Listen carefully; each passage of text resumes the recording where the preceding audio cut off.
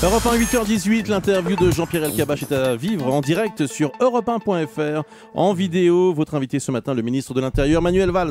2 jours en Corse pour votre deuxième visite en Corse, plus cette nuit un passage à Marseille. Bienvenue Manuel Valls. Bonjour. Merci d'être là, bonjour. La mafia est désormais dénoncée sans tabou et par vous-même, elle est ciblée, repérée. Est-ce que l'État lui fait la guerre ?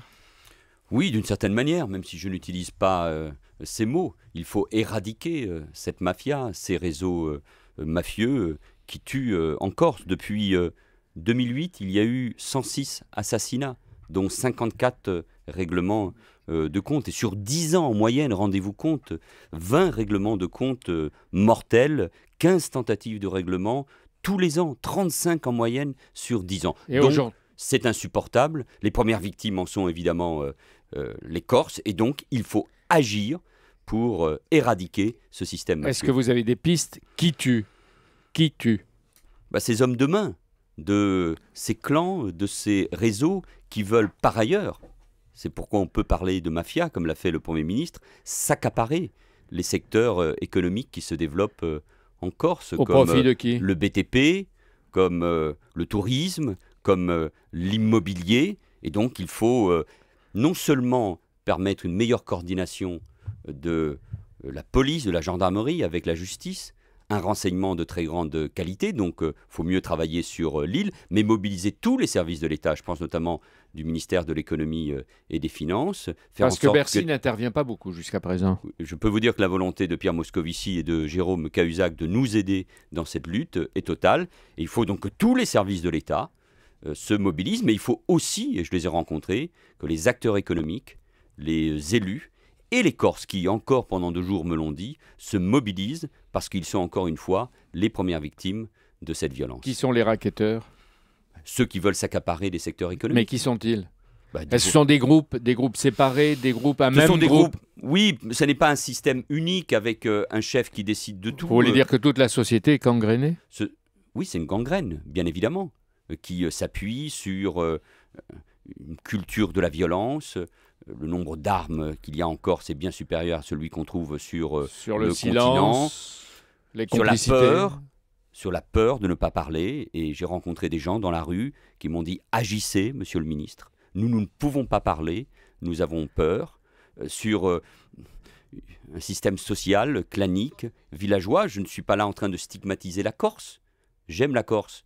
La Corse, c'est la République, c'est la France, c'est un atout en Méditerranée. Donc nous devons l'aider, agir et surtout, Jean-Pierre Elkabbach, obtenir des résultats. Au passage, vous dites en quoi la Corse reste un atout pour la France alors qu'elle est surtout un souci permanent, lourd, coûteux pour la République. Mais moi, je ne souhaite pas que ça soit un problème. Je souhaite que ça soit un atout. La Corse peut développer un tourisme équilibré, de très grande qualité. J'ai rencontré hier des acteurs économiques, industriels, agricoles. Ils peuvent être très performants sur des filières comme l'agroalimentaire ou les énergies renouvelables. Non, il y a des atouts.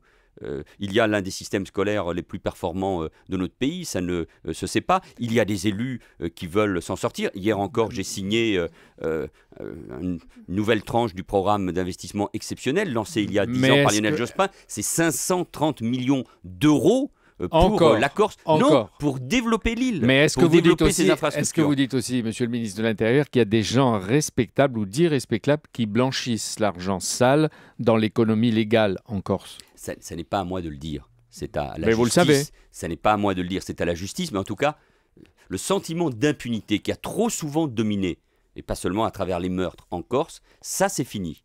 Et tous ceux qui...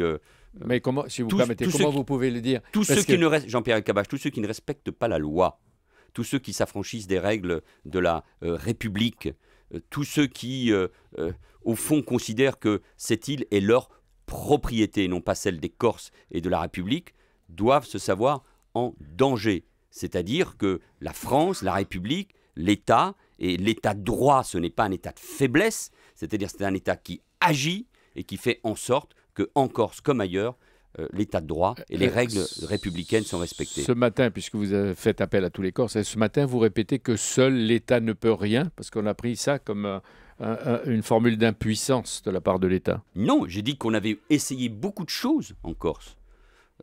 la négociation, les actions tous azimuts, les changements de pied. Il faut une action résolue. Je ne suis pas allé en Corse pour dire aux Corses que tout allait se régler en un instant avec un coup de baguette magique. Je suis venu leur dire avec Christiane Taubira, la garde des Sceaux, il fallait une action opiniâtre, en profondeur, en mobilisant tous les services et en mobilisant la société corse. C'est-à-dire vous demandez aux Corses qui sont responsables de leur sort de s'exprimer. Mais comment faire parler les témoins qui savent et qui se taisent, vous l'avez dit vous-même, par peur? Mais il y a des dispositifs, Christiane Taubira l'a encore souligné, qui permettent aux témoins de s'exprimer et d'être protégés. Mais encore, moi ce que je souhaite, c'est que la justice et les forces de l'ordre, et ils les obtiendront, obtiennent des résultats. Les repentis auront une protection, un statut particulier? Nous sommes en train d'y travailler avec Christiane Taubira, pas uniquement pour lutter contre les systèmes mafieux qui existent en Corse, mais d'une manière générale, parce que la drogue notamment, qui est aussi présente en Corse, développe une économie parallèle, au fond un autre ordre, qui est cet ordre mafieux, qu'il faut combattre avec tous les moyens que la loi nous donne. Vous avez demandé hier que policiers et gendarmes travaillent ensemble en police judiciaire, vous le répétez. Est-ce que ça veut dire que chaque service travaille de son côté et que la guerre des polices doit cesser? C'est ce que vous dites là? Oui, je n'utilise pas ce type de mots, mais en tout cas, il faut gagner en efficacité, si je voulais que je le dise autrement. Et donc, j'ai réuni une nouvelle fois, pendant ce déplacement, l'ensemble des services de police, de gendarmerie. Ils doivent travailler ensemble. Il peut y avoir, et ça c'est le rôle évidemment du juge, des équipes communes pour être encore plus efficaces sur l'ensemble du territoire corse. Je rappelle qu'il n'y a que 300 000 habitants en Corse, que c'est une île, donc il faut obtenir des résultats. Est-ce qu'il y aura l'île où le crime est banal? Est-ce qu'il y aura dans la hiérarchie des mutations? Non, le crime n'est jamais banal. Il est devenu banal. La mort d'un homme, quel qu'il soit, vous l'avez dit vous-même en énumérant les crimes, est insupportable. Il y a déjà eu des changements, mais il y a un préfet de région, le préfet Stroda, il mène un combat de tous les instants, qui est un homme extrêmement engagé, des responsables dans la police et dans la gendarmerie, des procureurs qui s'engagent. Il y a là ce qu'il y a de mieux, je crois, et qui représente l'État et la justice de belle manière. Dans la hiérarchie des mutations? Il n'y a pas de raison d'avoir des mutations. Ce qu'il faut, c'est gagner en efficacité. Il y a déjà eu des changements. Manuel Valls, en rentrant de Corse, vous avez fait une halte à Marseille. On a encore assassiné hier en plein jour un chauffeur de car d'une quarantaine d'années. Est-ce qu'il y a un lien entre la mafia corse et la mafia de Marseille? Non.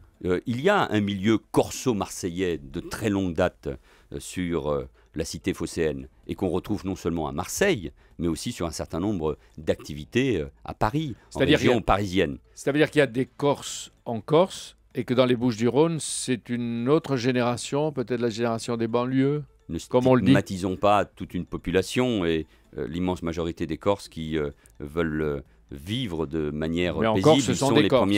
Ils sont les premières victimes de cela. Oui, à Marseille, il y a aussi un néo-banditisme qui est celui d'un certain nombre de quartiers qui se disputent à coups de Kalachnikov le trafic de drogue et notamment de cannabis qui a pris une ampleur en France, en Europe, dans le monde qui est insupportable. S'il y a une priorité pour moi, Jean-Pierre Elkabbach, en plus de toutes les autres menaces, et je pense évidemment à celle du terrorisme, c'est la lutte contre le trafic de drogue qui représente sans doute un chiffre d'affaires de plus de 2 milliards d'euros. Avec une dimension internationale. Une dimension internationale et qui met sous coupe des quartiers, une économie, des familles. Donc nous devons, comme nous le faisons à Marseille, en mettant les moyens, nous attaquer à ce trafic insupportable. Un mot, Manuel Valls, la sécurité routière. Est-ce que vous êtes satisfait de la loi sur l'éthylotest obligatoire? Est-ce qu'il sera supprimé, l'éthylotest obligatoire? Nous avons reporté la date d'entrée en vigueur de la verbalisation au 1er mars. Ce dispositif et sa mise en œuvre pose un certain nombre de questions légitimes, donc il faut l'évaluer. J'installe à ce jour le Conseil national, votre radio l'a annoncé, votre antenne l'a annoncé ce matin, de la sécurité routière, qui est une instance importante, qui ne s'est pas réunie depuis 2008. Elle regroupe notamment les associations de défense. Moi, je veux que nous continuions cette lutte contre les accidents de la route, contre ces milliers de morts. Mais vous supprimez l'éthylotest? Il faut diminuer la moitié des morts, il faut agir contre l'alcool, contre la vitesse, contre la consommation de stupéfiants. Il faut mener des politiques de prévention, notamment vis-à-vis de la jeunesse. Et ce conseil, qui est présidé par le député Armand Young, évaluera ce système. Et après cette évaluation, j'en tirerai les conclusions. Mais vous pensez que c'est efficace, l'éthylotest? Vous me le dites pas. À partir du moment où je demande une consultation, je respecte ceux qui vont la mener. Merci d'être venu. Merci à Manuel Valls, merci Jean-Pierre, à demain.